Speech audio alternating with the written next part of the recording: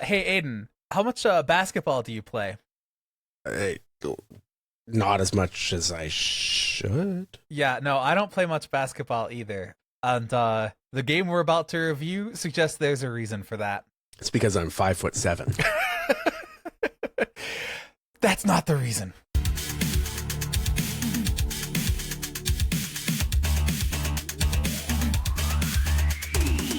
You've got FunFactor, two old gamers reviewing old video game magazine reviews.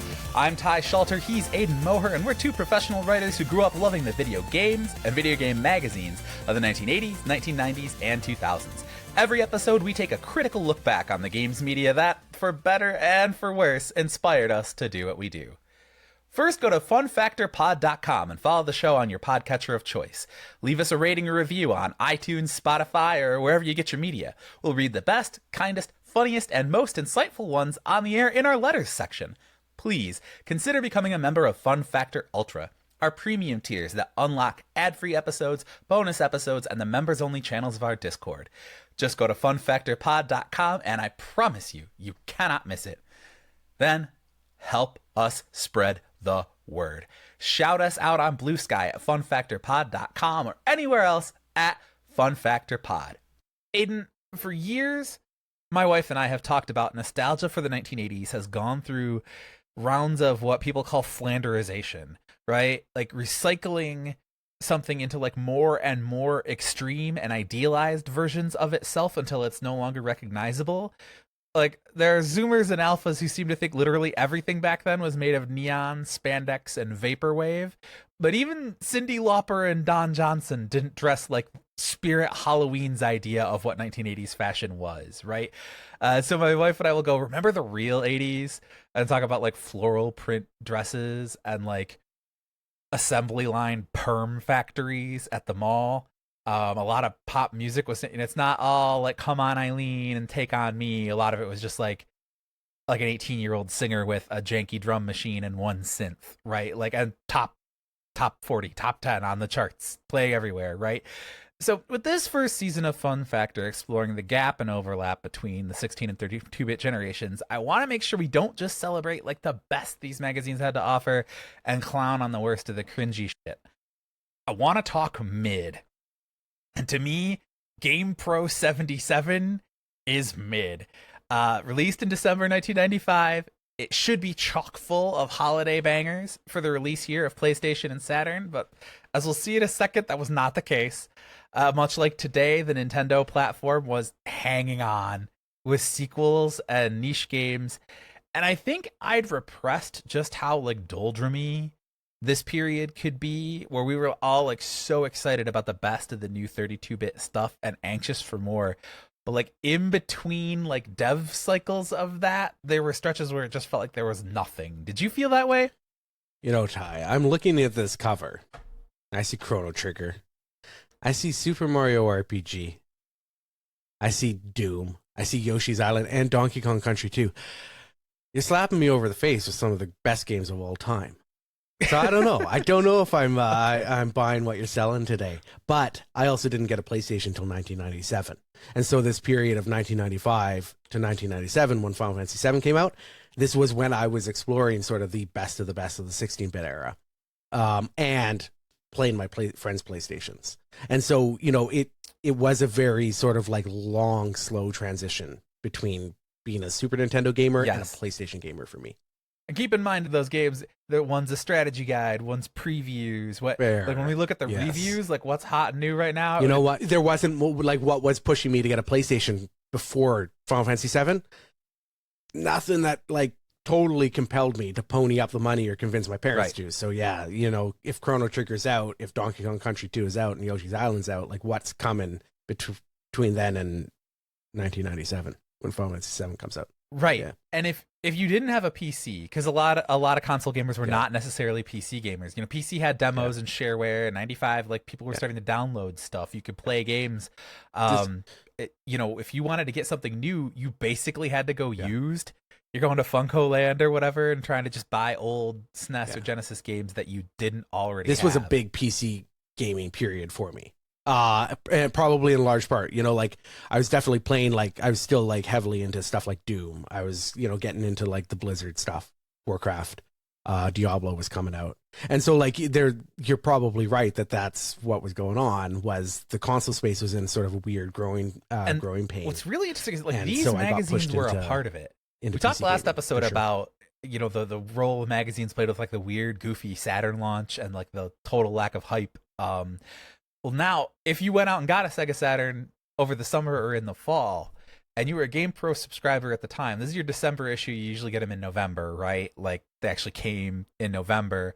And you open up the table of contents and you see reviews for Virtua Fighter Remix, Rayman, something called Dark Legend, Minnesota Fats Pool Legend, Mansion of Hidden Souls, Shanghai Triple Threat, Virtual Hide.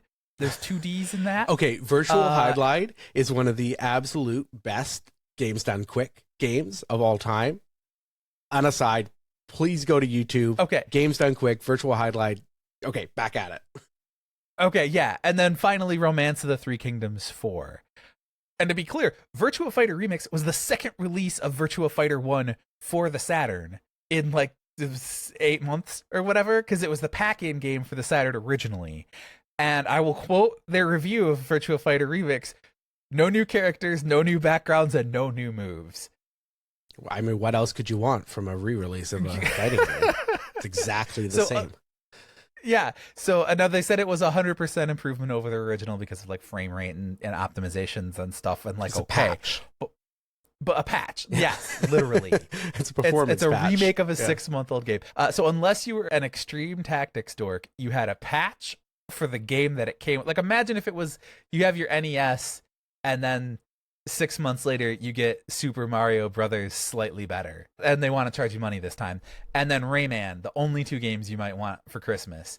Kind of astounding to me how long this wait was and how much we were just looking at, like, and we didn't have indie games. No. Right? No. There's nothing like that existed. But amidst all of this midness, GamePro 77 offered us something really, truly exceptional to talk about. So if you're not already subscribed for ad-free episodes, hang tight while we pay some bills, and then we will get into GamePro 77 and their review of White Men Can't Jump for the Atari Jaguar when we get back right here on Fun Factor.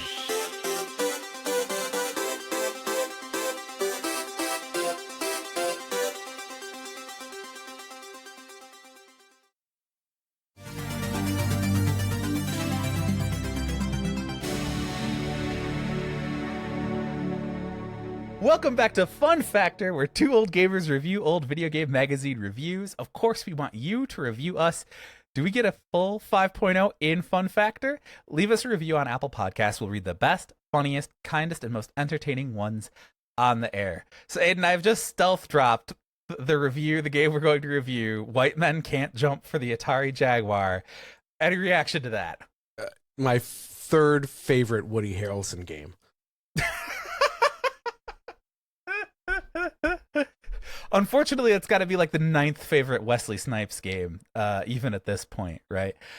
December 1995, this issue came out, 208 pages, 48 games reviewed, which is pretty hefty, 10 systems reviewed for. They also had a couple fan reviews, GamePro Editor for a Day reviews, credited to King Kane and Tricky Ricky. I don't know where this came from. I tried searching these names, and they are both cited in the Virtua Fighter Wikipedia page for their reviews of Virtua Fighter Remix, which were added to in this series. Great.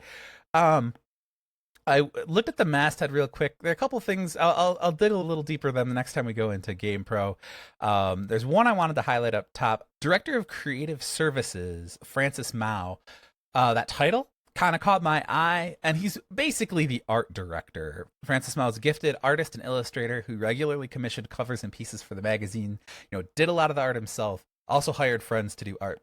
One of the reasons GamePro stood out was outside and inside. It had a lot of original illustration that was different from just the stock screenshots everyone else was running or the promo art that publishers were providing.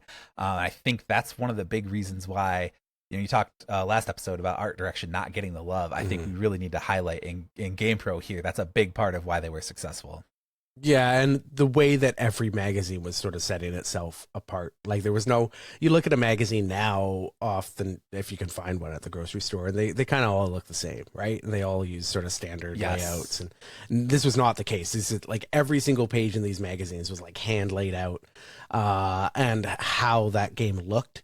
Or how that magazine looked really had an impact on how it felt, like what its personality was like, and how you would connect with it as a reader, I think. Okay, but Aidan, we're getting ahead of ourselves. Let's just go ahead and start the flip through.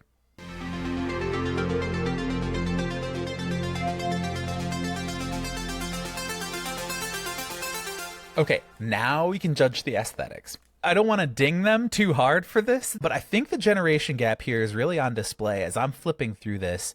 The table of contents, the masthead, that kind of a thing. There's a lot of soft, solid color backgrounds. They're like lightly patterned backgrounds, lots of simple blues and stuff. There's a couple of fonts, but most of them are kind of standard magazine fonts, like not even among video game magazines, but just like magazines. You would see these heading fonts used in other magazines or books at the time.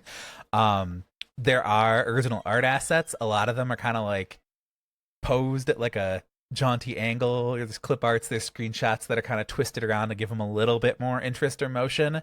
But compared to other 95 magazines, 96 magazines, this definitely feels more to me like a NES, SNES type of layout rather than some of the more like super aggro. It does feel like sort of like an 80s gaming mag.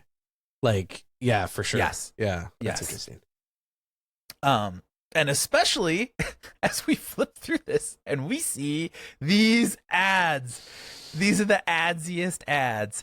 We've got the Virtual Boy caveman, the caveman discovering the Virtual Boy under, like a Utah rock outcropping. We have every, like, oh my God, I can't believe this. Remember video game ads from the 90s ad is in this magazine. We have, yes, the butt crack chili dog farts ad. Always. For Virtua League Baseball. I think that's page 44.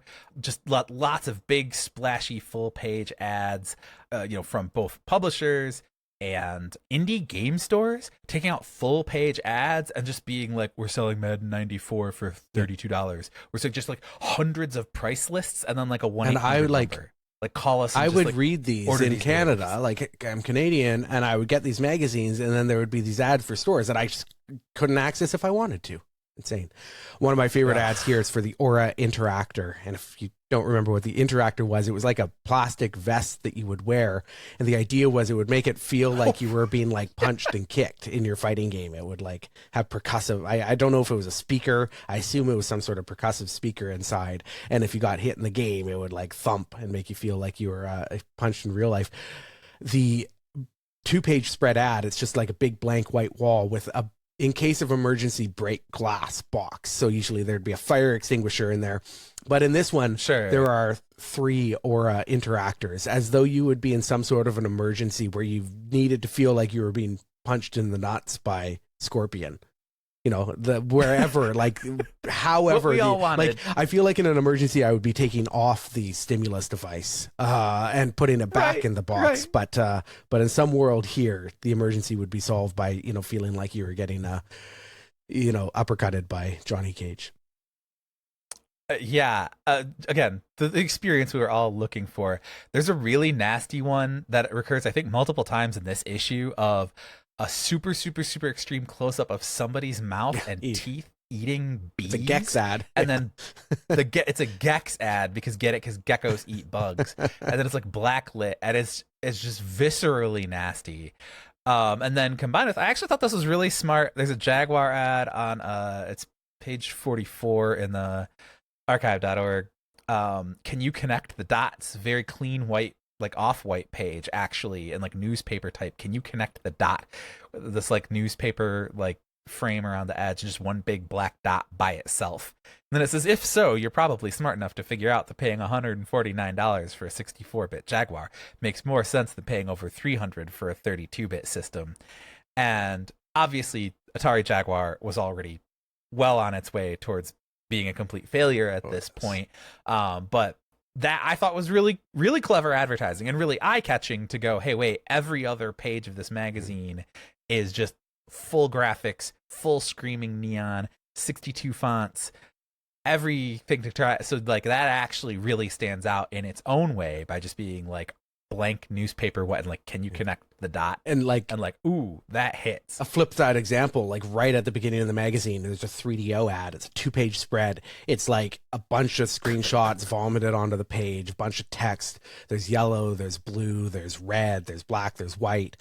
And then just big, bold white letters on black. It says sex, drugs, violence, weapons, San Francisco, men in tights. And then it has like a star little icon below that saying more wholesome fun only on 3DO. Oh yeah. Like those consoles, the 3DO, the Jaguar, the ones that were losing, like they were scrambling at that point. Yes. And I think you're right that clever has a far greater impact than, at least looking back, than sex, drugs, violence, weapons, San Francisco, men in tights. And then the very first game in the spread is called Snow Job. It's got like a sexy spy lady. Oh my gosh. Yeah. And again, you flip through these. What was it? Warhawk, I think there's an ad for. This flying is so realistic, it'll actually create a sonic boom in your shorts. It's like, okay, Warhawk was a lot of things, but like realistic flight was not it. It was not sexy either. Like no, it wasn't doing anything in anybody's shorts. No. I was not crapping myself at how incredibly realistic Warhawk was. It's a fun game. But so that extreme edgy 90ness and all the ads, again, contrast to like, I don't think the graphic design of the rest of the magazine has caught up yet, for better or for worse. Letters section is good. I think the thing that really stands out for me with the letters section is how much fan art there is. I think again, you have that like focus on original illustration in the magazine, and then they kind of underscore that with here's the GamePro gallery, right? And you have multiple, got Chrono Trigger, Mortal Kombat, like people really putting a lot of, here's the cast of The Simpsons as the cast of Mortal Kombat, I think it is. That Simpsons one is like pretty legit. It is. It is. It's pretty cool. Yeah. Again, Earthworm Jim versus, is that Liu Kang? Yeah. Mortal Kombat, very big. Oh, get a Lunar Eternal Blue. Also, Trevor Carr, Palm Desert, California. That's some pretty legit anime style art. Good for you. So yeah, again, I like this. This is good. This is good stuff to get that kind of early reader content, consumer content kind of stuff. There aren't a ton of there's a feature on the Nomad, some news and previews that mostly focus on arcade stuff. I wanted to talk about, if we get to page 32 here, the game makers programming schools. So they go and do DigiPen, and I think every game magazine had at least one DigiPen feature like this. Talking about, oh my gosh, we're gonna do school for video games, right?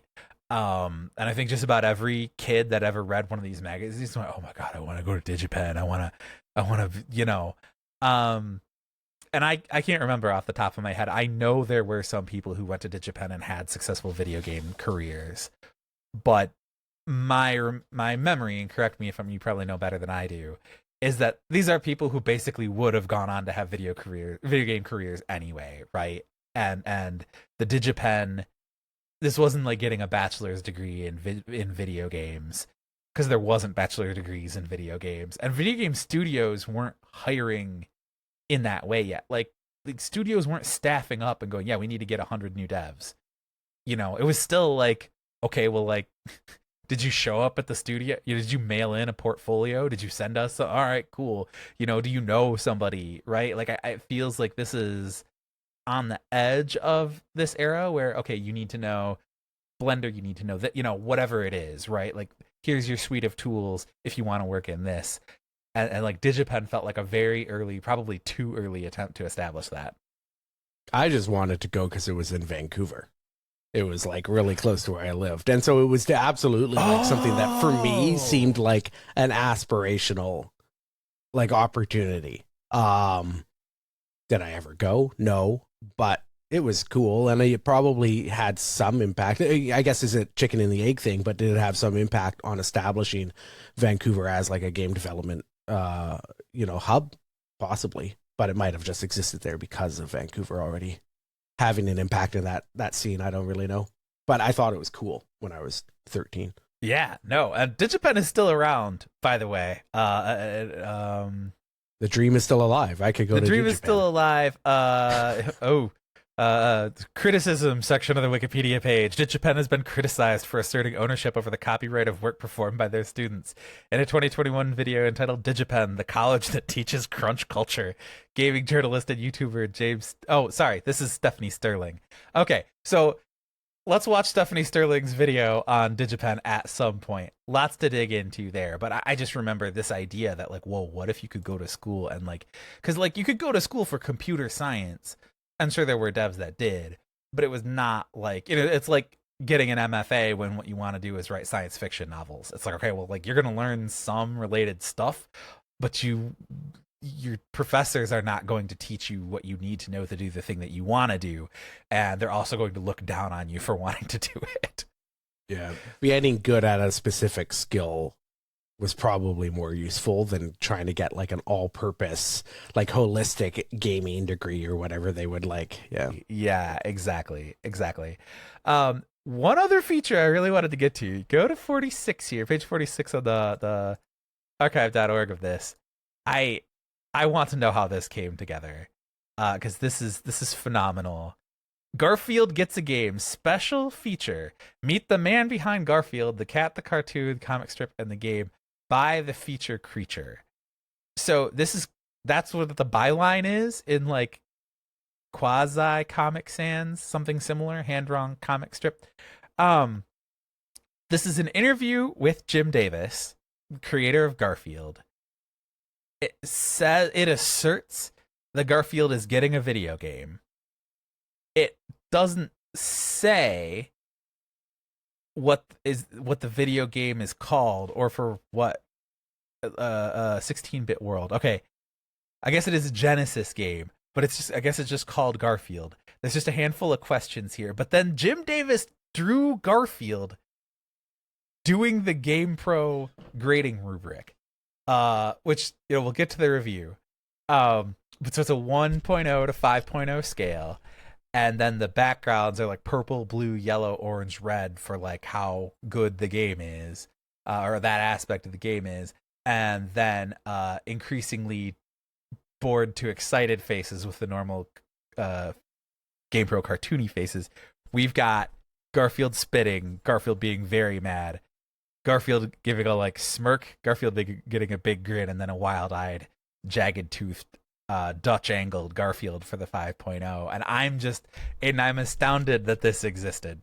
It looks really good too. Like it's like high yeah. quality. It got like it wasn't phoned in. It wasn't he got the assignment. And whether that was actually Jim Davis that drew that or just somebody drawing in his style who worked for the magazine, or I don't know, nailed it. It's surprisingly good. I was floored. And Jim Davis, like literal opposite of Bill Watterson, where he's like, he's got to have Bill Watterson refused to do any licensing, and Jim Davis licensed every single thing at every opportunity all the time forever.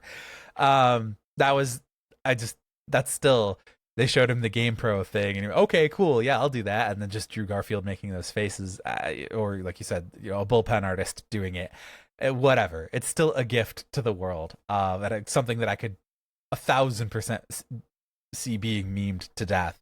Go ahead. The great thing is you can go and read GamePro's review of this Garfield game. Oh, and it just later in the issue. I didn't even catch that because I was so thrown by what we're about to discover here. Yes, and it did not make use of the most exuberant, excited Garfields. Yeah, in the review scale. All right. And one more thing. Special feature: Blockbuster Champs invade GamePro. The Blockbuster World Video Game Championships 2 culminated with a weekend in San Francisco and a wild day at GamePro. So they got a bunch of teenage kids, right, from like age 11 up through age 19. One kid from England, Australia, a couple from Australia, actually, Argentina.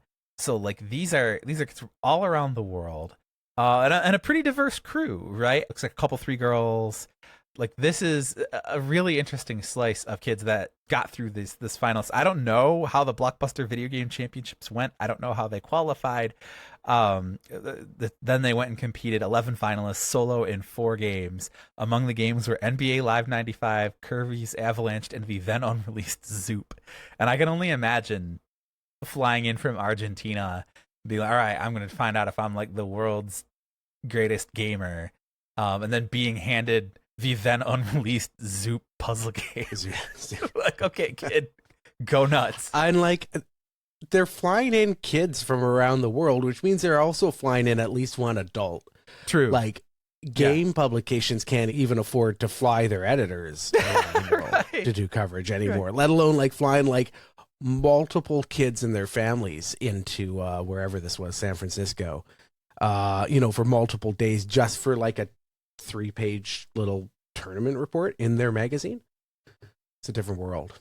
The next day was filled with a whirlwind of activities at the GamePro offices in San Mateo, California. Once they survived a welcome of confetti, cheers, and gifts, the finalists and their families toured the offices to see how GamePro magazine is created. Then came hours of gameplay in the game lab, featuring lots of arcade action and sneak peeks at some unreleased next-generation titles. That's pretty legit, man. That's pretty cool.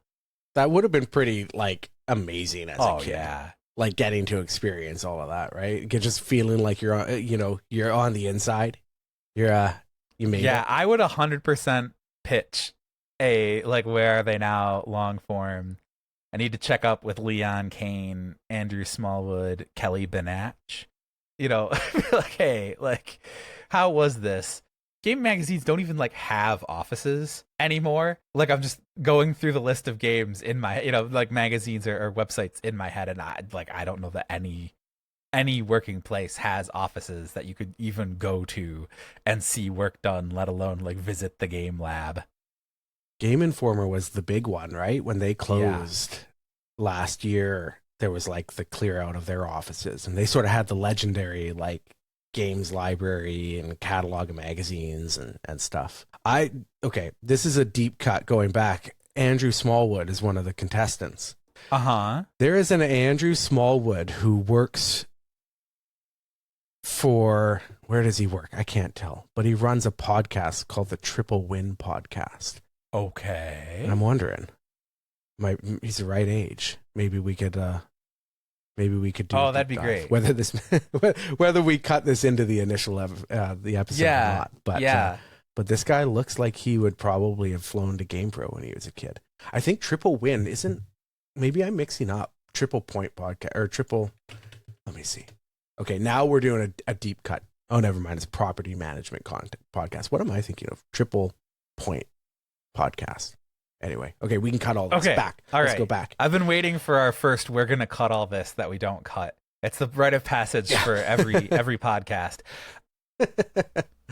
Oh, but hey, before any more time passes, we've got to pay some bills. So if you have not already subscribed to FunFactor Ultra, our premium feeds with no ads, just sit tight. We will be right back to review GamePro number 77's review of White Men Can't Jump right here on FunFactor.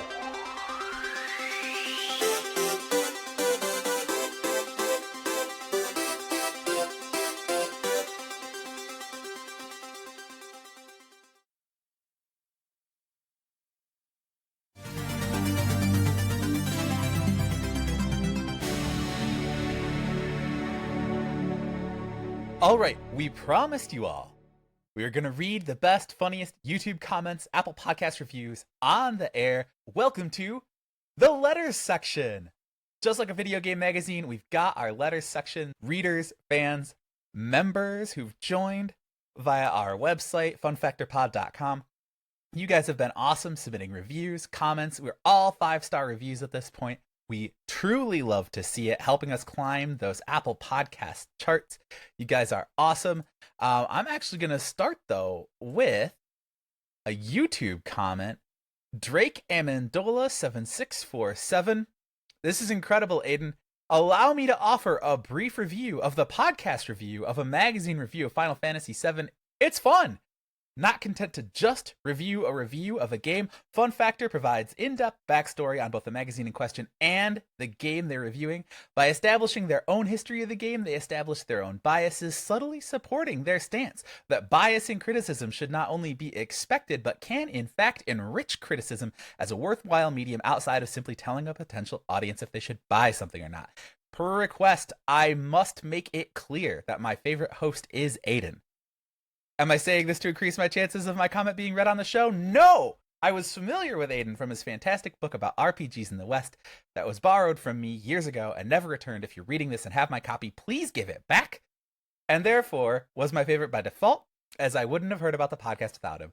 I loved reading video game magazines as a kid in the 90s and early 2000s, and this was a really fun blast of nostalgia. We'll definitely be listening regularly, and I love that it's coming out twice a month instead of weekly or monthly.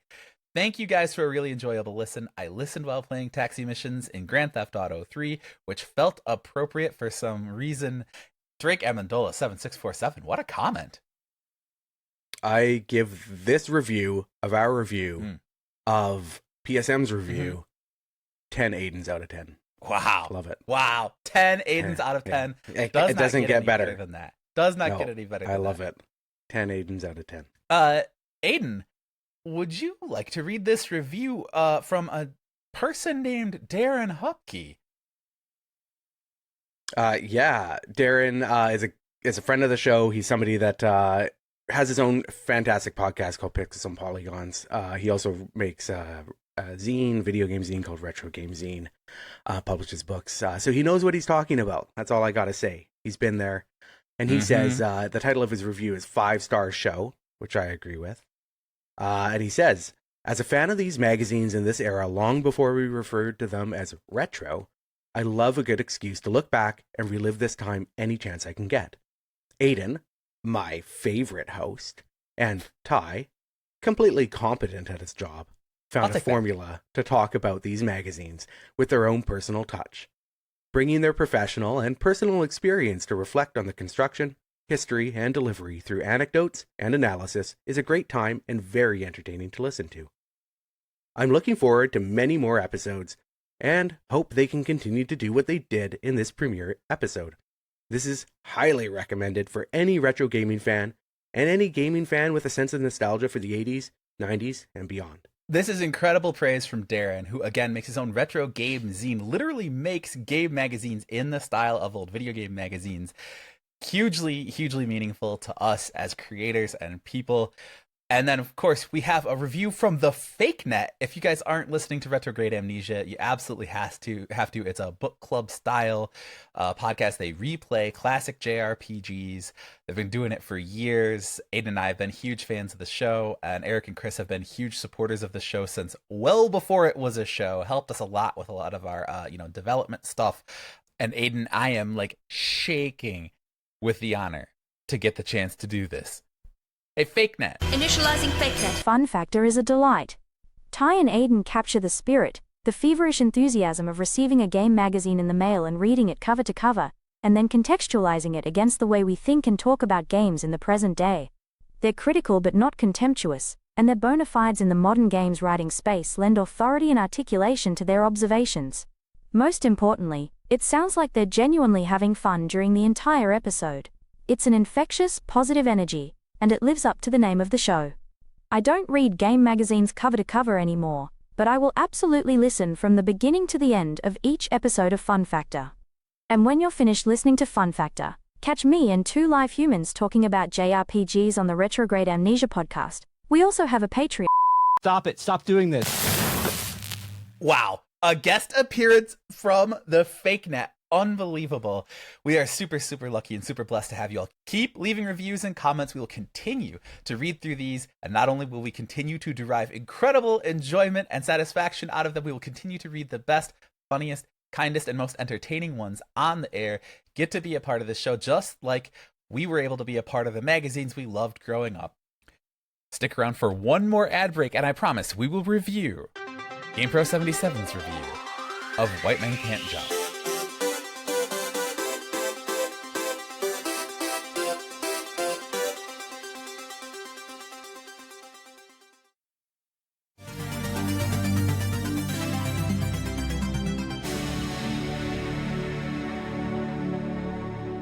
just like every week, we are having 5 out of 5 stars worth of fun today. If you are to leave a rating and a review on Apple Podcasts, as always, we will read the best, funniest, kindest, and most entertaining ones on the air. But now it is time to review the review.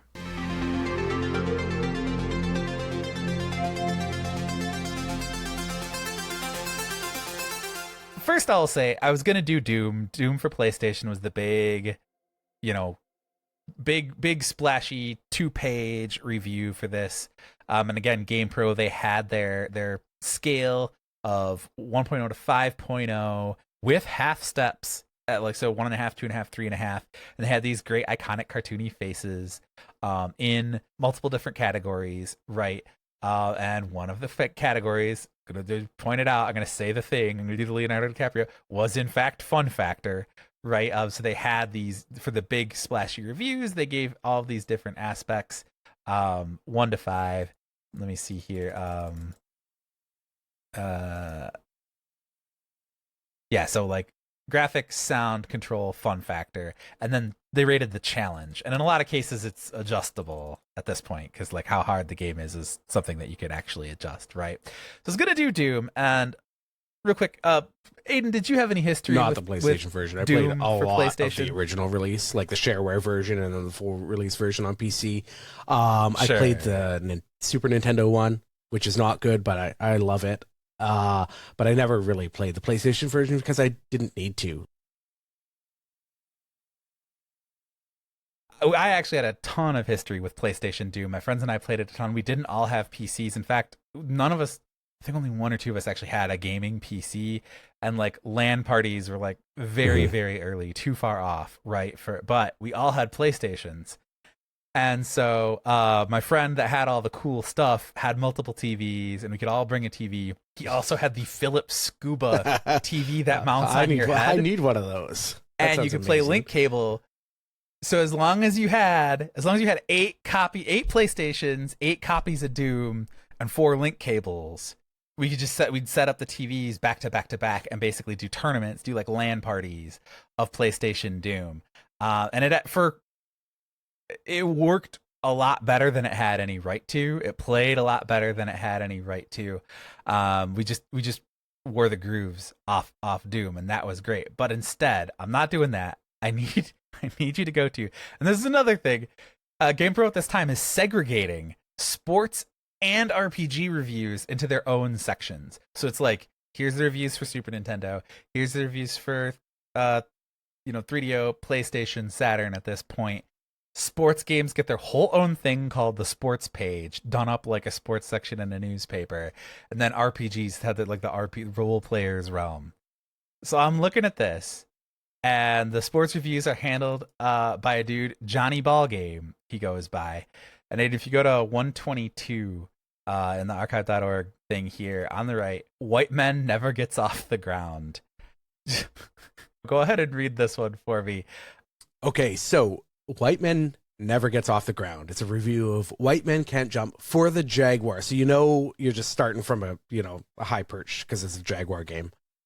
Johnny Ballgame says, poor control, bad graphics, and annoying sound make Atari's White Men Can't Jump the worst basketball experience since watching the Clippers.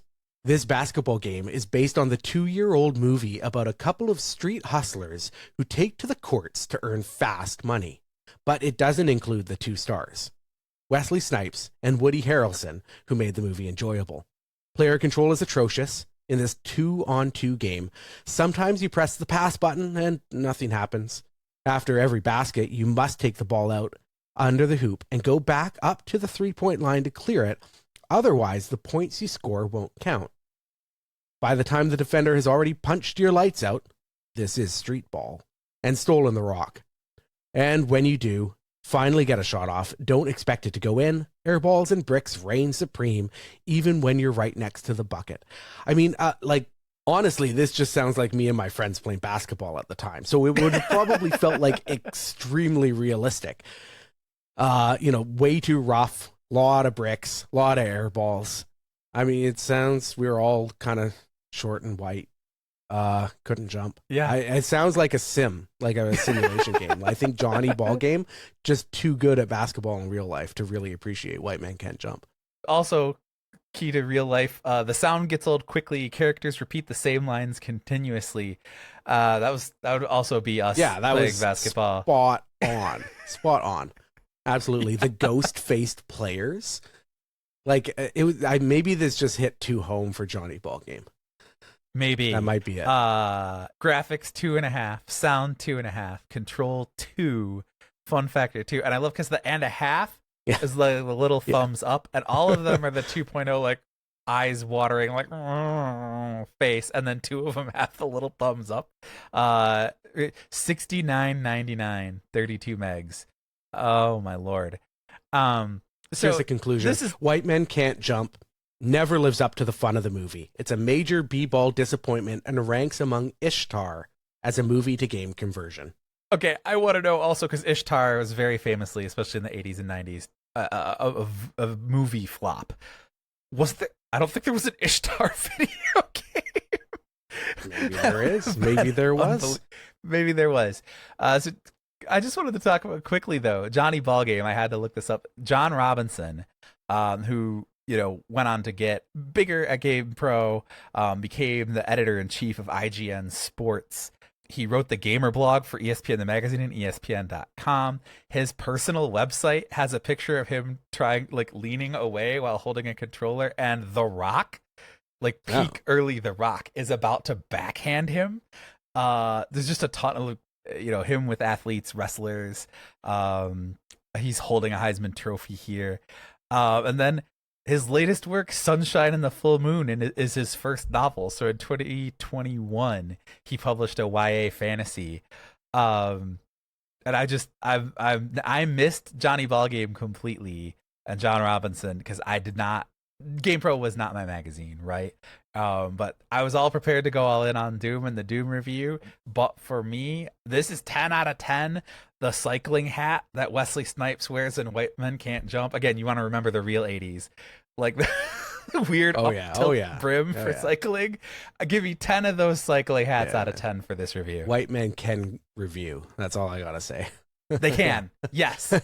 We can't jump. We can't ball. We can review video games. Yeah, I mean, it's good.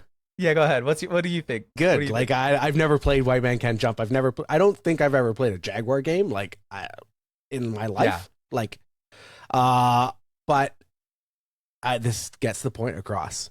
But importantly, and I think maybe why somebody like Johnny Ballgame ended up having a fairly successful career outside of GamePro, and as he kind of grew up, is he was able to look at it critically as a video game, but also as an experience as somebody who understands sport, right? And he recognizes why this doesn't work as a basketball game, too many air balls, too many bricks, but also why it doesn't work as a video game. And I think that can be a really hard challenge to juggle for people. So we make fun of it because it's a kind of lame game, but I think his ability to contextualize why it was bad and probably a mistake is pretty good. Yeah, and I think it's fair to, you trying in the enthusiast press, right? Like sometimes it's hard to get a critique off. And when you've got a stinker and you can really unload, it's entertaining and helps make the rest of the magazine better when, you can do it harshly and fairly in an entertaining way. Yep. That's our review of GamePro's review of White Men Can't Jump. Did we get it right? Leave our review at Apple Podcasts, post it as a comment on YouTube, and we will read the best ones on air. And hey, go ahead and pass this show around to all your friends like it's 3rd grade and we're on the playground. Unlike those old magazines, you won't have to wait a whole month for your next installment. We're dropping new episodes every 2 weeks. So just subscribe or follow however you check out your podcast. Consider supporting us. Go to funfactorpod.com, hit that big button. And if you do, then every other Tuesday, you and we will have a maximum score in Fun Factor.